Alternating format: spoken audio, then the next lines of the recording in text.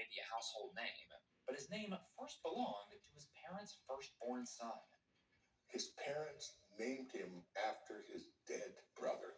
That saddled him with a burden of identity that lasted all his life and can explain a lot of his art. For instance, his double images, where you see one thing and you see another. So this Salvador Dali was always wondering, am I myself or am I the other? Many of Dali's works combine the real and the surreal, a juxtaposition Dali could pull off thanks to his training as a precise classic. He can paint like an old master. However, he wasn't content to stay there. As program director Kim McQuarrie explains, Dali found inspiration by diving deep into the subconscious. He was very interested in the writings of the Austrian psychoanalyst Sigmund Freud.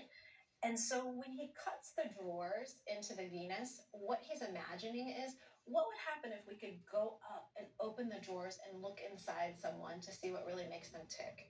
As far as ticking goes, Dali's famous painting of melting watches, The Persistence of Memory, is actually at the Museum of Modern Art in New York. But his follow-up is here, hanging in a museum, in a state Dali never even visited. Did Dali have any connection to St. Petersburg, Florida? He didn't have any connection to St. Petersburg. What he did have were two very big fans. A wealthy Ohio couple, Eleanor and Reynolds Morse, bought a Dali painting to celebrate their first anniversary, a purchase which kicked off a lifetime of collecting and friendship.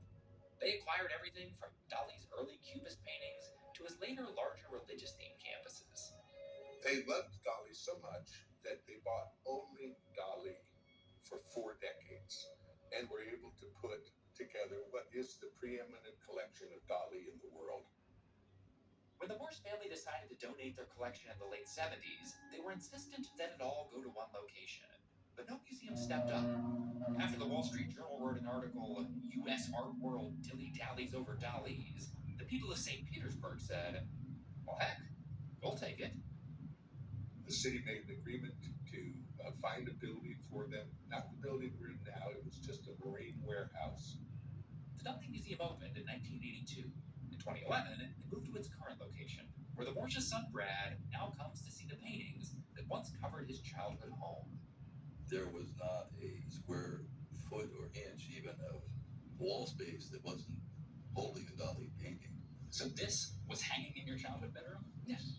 The headboard was there, and the base of the thing was here, and there was a window. Now, more than 300,000 visitors a year come to see the fascinating ways in which Dali saw the world. Dali had a really great quote, and I think it's indicative of how he saw himself and how he saw the world, and that was, I don't do drugs, I am drugs.